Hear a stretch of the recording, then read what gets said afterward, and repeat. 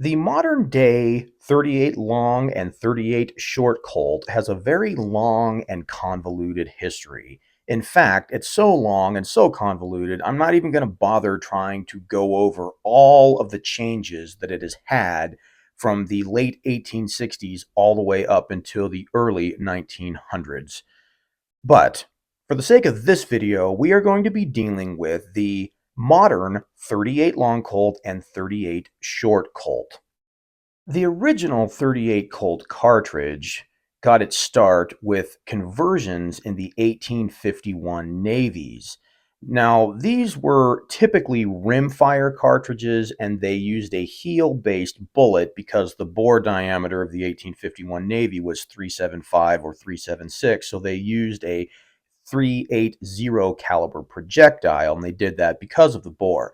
Again, modern 38 Colt short and long use a 357 diameter bullet, which is what we're going to use here.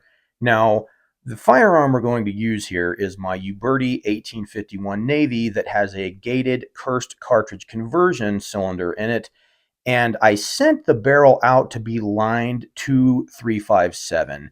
There are folks that leave the 376 bore and they seem to get decent accuracy depending on the rounds if you use a hollow base soft lead wad cutter and so on.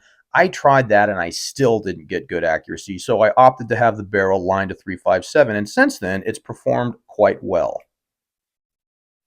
While the original 38 Colt cartridges had a variety of different length cases, nowadays we have two, the 38 long Colt and the 38 short Colt. And up first is the 38 long Colt loaded with 15 grains of 3F Goex and a 125 grain lead flat point. And like any time I load black powder cartridge, I always melt off the smokeless lube and lube the bullets with my homemade black powder lube made from lamb's tallow and beeswax. Yeah, these are 38 long Colt loaded with 15 grains of black powder 3F with a 125 grain flat point.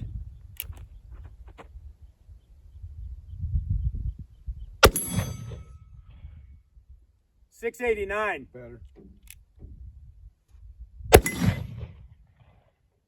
$6.58. $6.76.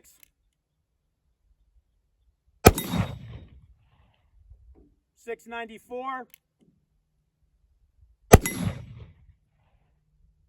$6.23. Yeah. $6.68. That ain't bad. Black powder 38 long Colt.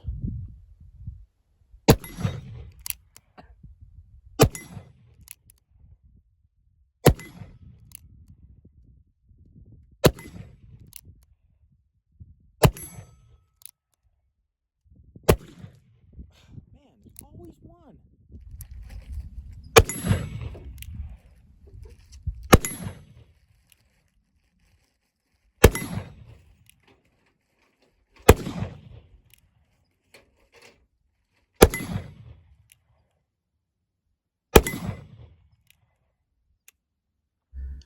Now that was pretty fun, and they even seemed to shoot pretty good, but I was a little disappointed with the velocity, so I decided to try a different route and go with 18 grains of 3F Swiss and a 158 grain lead flat point. So 38 long Colt, 18 grains of 3F Swiss with a 158 grain lead flat point.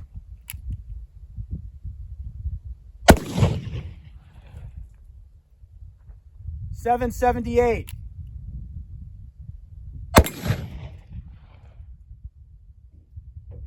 $7.48.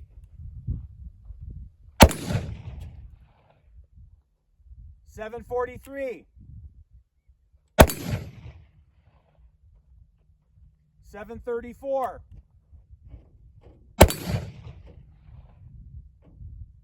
$7.46.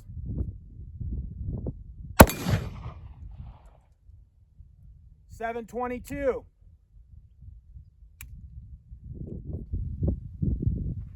$7.44. Yeah, 38 long Colt.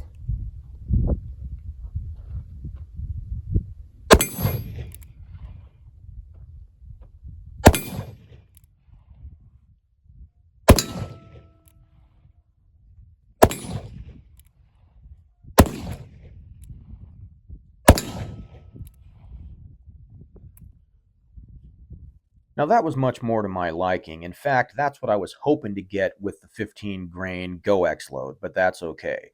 Another interesting thing is the velocity on these is practically the same as my 38 special smokeless load with the same projectile.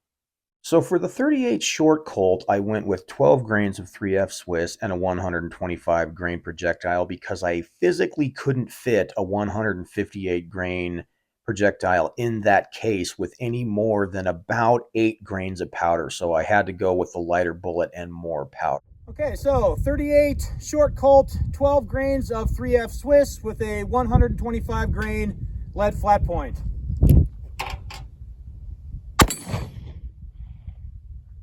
670.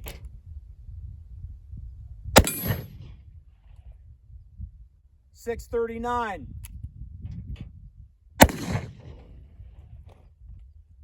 653. 642. 609. 657. 645 average. I got 4 shots left of the 38 short Colt.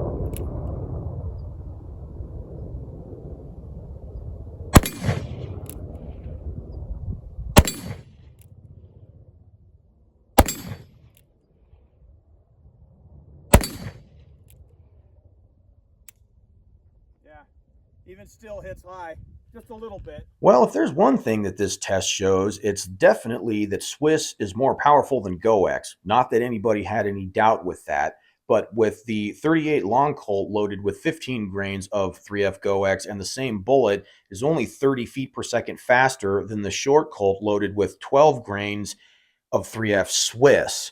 So overall, they still perform pretty good and they're a lot of fun to shoot. And one of the cool things about it is since you're not burning 40 grains or some big amount like you would in a 44 or 45 caliber revolver, you can shoot a lot more before it starts to foul up and have trouble turning. So that's a plus.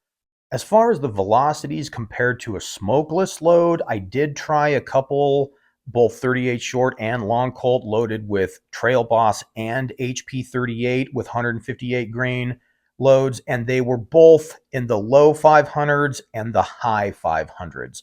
So black powder is going to outperform most of the smokeless loads that you can buy. In fact, some years ago, I tried some Black Hills ammo that was smokeless, of course, and they clocked right in the mid 650s. So even still, the black powder stuff outperforms it. Now, there might be someone watching this that's saying something like, well, it's too bad they don't make it in 38 special. Well, the good news is you can shoot 38 special out of this depending on the round that you're using. Every 38 special that I have tried that wasn't a lead round nose has fit just fine. But if you're using something where the cartridge overall length is going to be a little bit long, they will stick out of the end of the cylinder and obviously won't work. But for the most part, it will shoot 38 special just fine. But you need to be careful and make sure you don't use any plus P 38 special. So, as usual, folks, if you thought this video didn't suck, do me a favor and hit the like button and consider subscribing. And if you did think it sucked, well, then go make your own damn video.